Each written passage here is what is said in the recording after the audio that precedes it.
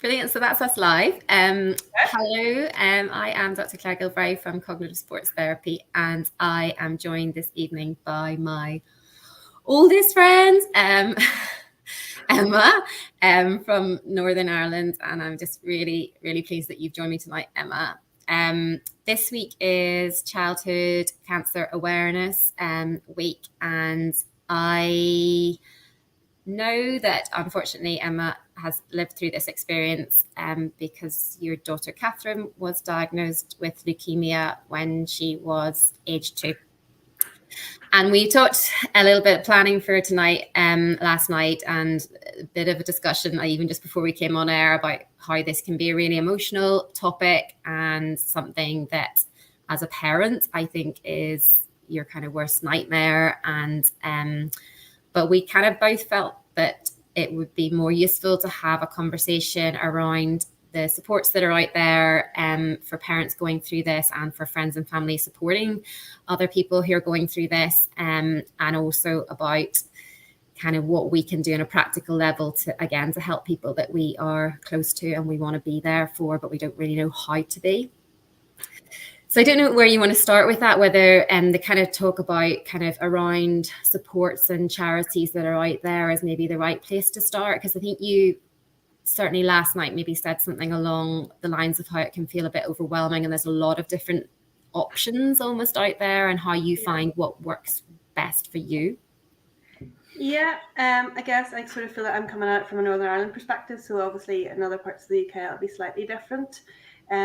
We had sort of a range of charities that supported us through our journey. So there was a local charity called Children's Cancer Fund, and they at that time would have come into the ward on the days that Catherine was being treated as an outpatient and done sort of art and crafts and things with her.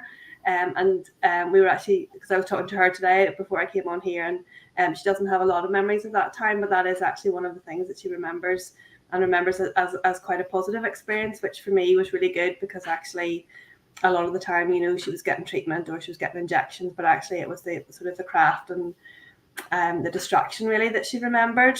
Yeah. I think also charities like Macmillan that sort of provided us support around getting Catherine back to school.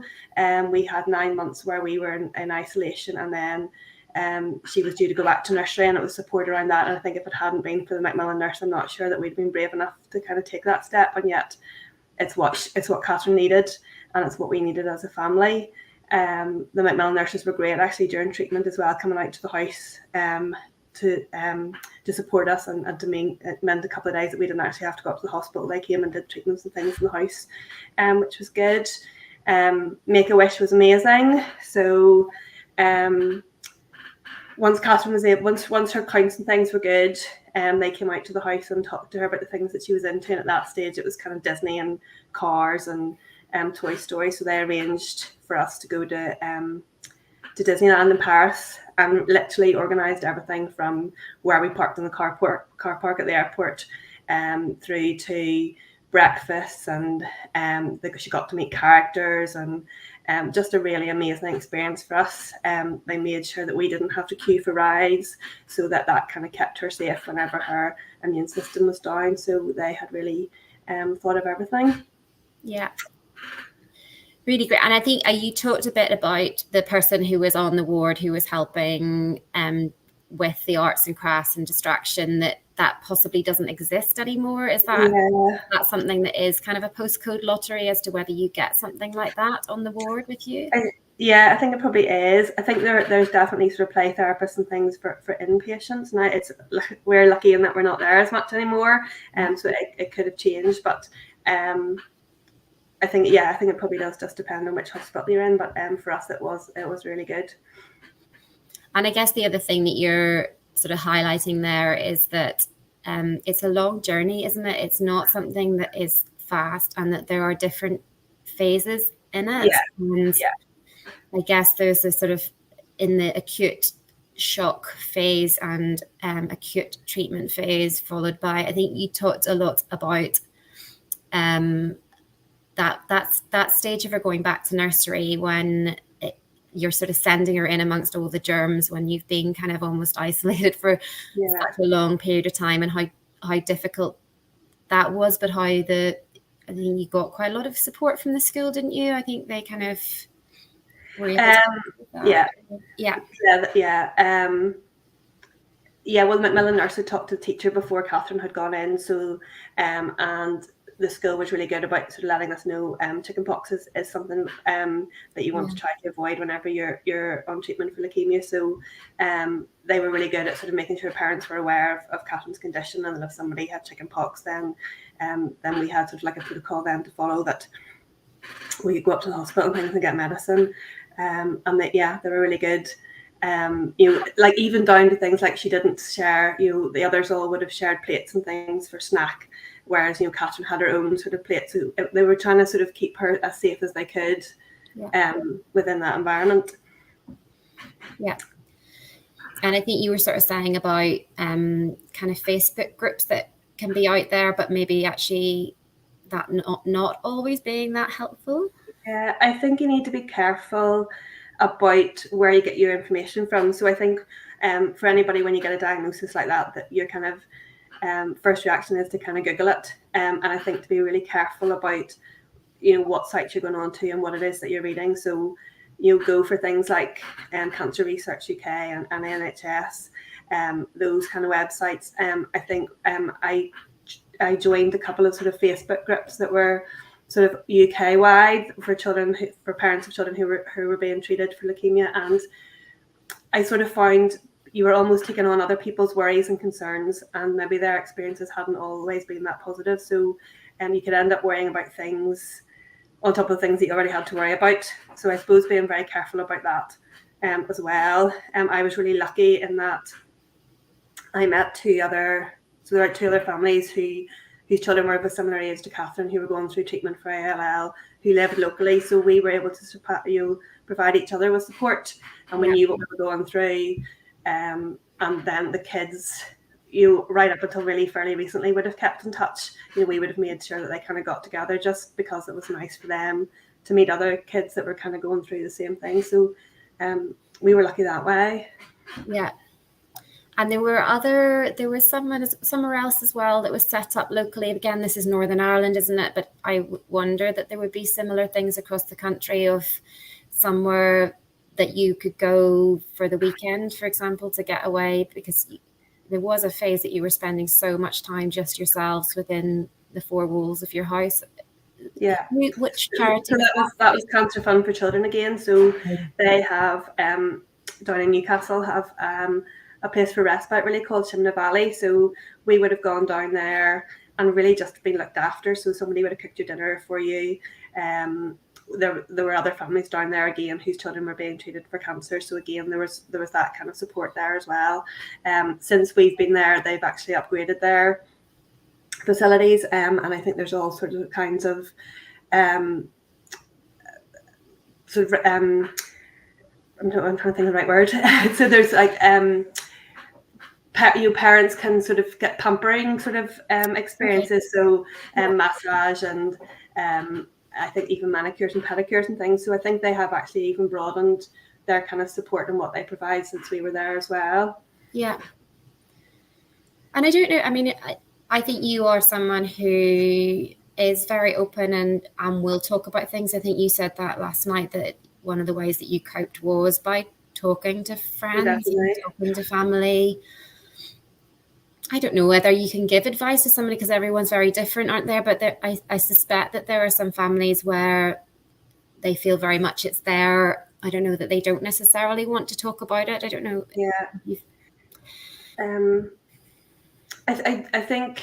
I do think it's a way of, well, for us, for me, it was a way of processing things, that you kind of talk to people. I do actually think, even for people who are quite private, I do think it's really important to find at least one person that you can kind of talk to. Whenever Catherine was first in hospital, so she was in hospital for about 4 weeks, and my husband and I kind of did alternate nights at the hospital. So obviously the nights that he was at home, he was sleeping, but I would have phoned my brother and just kind of offloaded everything that had happened that day. And then that meant that, like, I almost slept better, because I talked to somebody, I'd offloaded with somebody, but it wasn't necessarily my husband, because he had his own kind of, he was going through the same things that I was going through. I didn't necessarily want to burden him with the things that I was worried about as well. So I suppose it's finding somebody that he's happy to take that burden for you, I suppose. Yeah.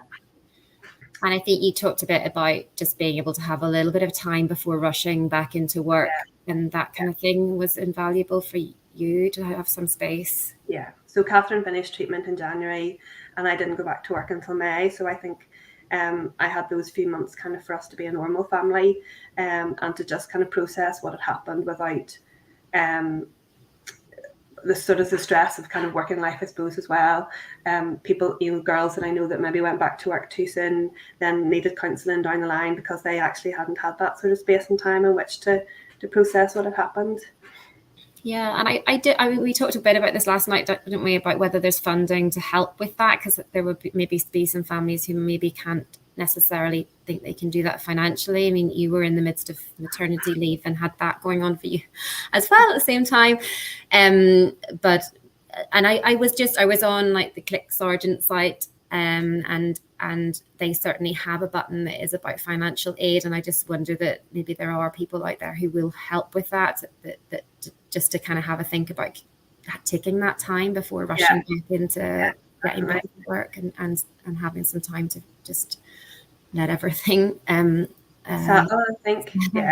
I don't know what it's like in other parts of the UK, but certainly in Belfast we were assigned a social worker, so she which for us as a family was a very strange thing as well, but she was really good in that she helped us to access sort of financial help. So we were eligible for disability living allowance, we were eligible for carers allowance. So I think it's really important for families to know that help is even out there, and to get somebody like a social worker or somebody with experience to help you fill in all of those forms, because they are quite long. And our social worker then, she filled it in on sort of Catherine's worst day, which I think as a parent would be very hard to do as well. So that was really good.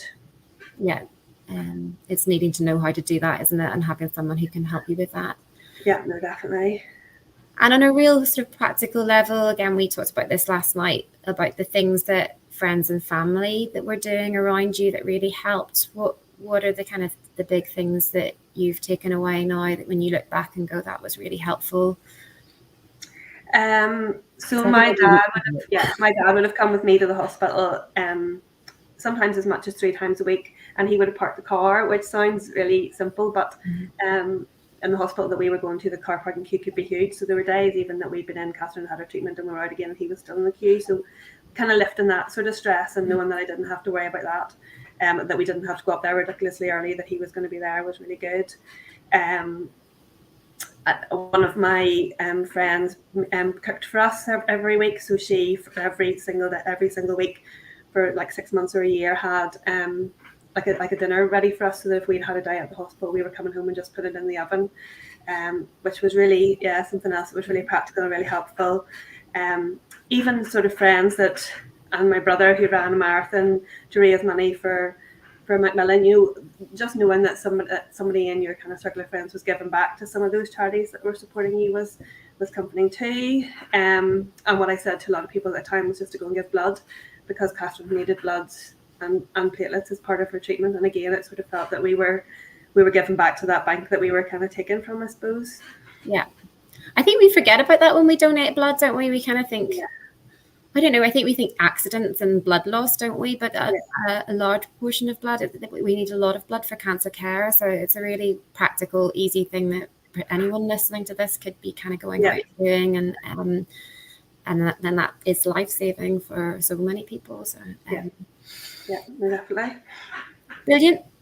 I don't know if there's anything else you want to say, or whether there's anything else you want to share. I mean, I think that's kind of what we ran through, wasn't it? And kind of I think a really helpful kind of list. I often say at the end of these, if anyone's got any questions, or it's, I don't know, brought up anything, that please feel free to contact me, and I can obviously ask Emma, or I can answer that hopefully. But hopefully this has been supportive for anybody who's watching, and I am really grateful that you joined me, Emma. No, thank you. Thanks. Thank you.